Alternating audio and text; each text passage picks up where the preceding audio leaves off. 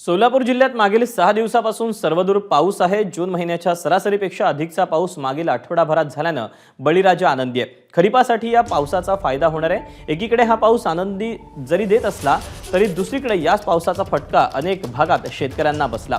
मोहोळ तालुक्यात झालेल्या मुसळधार पावसानं आणि वादळी वाऱ्यामुळे शेती पिकांचं मोठ्या प्रमाणात नुकसान झालं। द्राक्ष, डाळिंब, टरबूज, केळी यासह इतर फळबागांना देखील या मुसळधार पावसाचा फटका बसला। मोहोळ तालुक्यातल्या कुधेरी गावात टरबूज उत्पादक शेतकऱ्याचं याच पावसानं लाखो रुपयांचं नुकसान केलं। तर दादासाहेब भोसले या शेतकऱ्याचं नाव असून भोसले यांनी आपल्या 2.5 एकरात 5 लाख खर्चून एक्सपोर्ट दर्जाचं टरबूजचं पीक घेतलं होतं।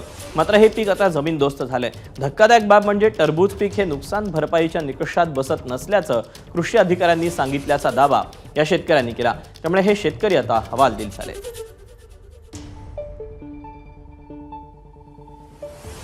शेतीत खरबुजाचं पीक केलं होतं। कोयनूर जातीचं आपलं खरबूज होतं आणि आपला एक 5 लाख रुपये खर्च आहे।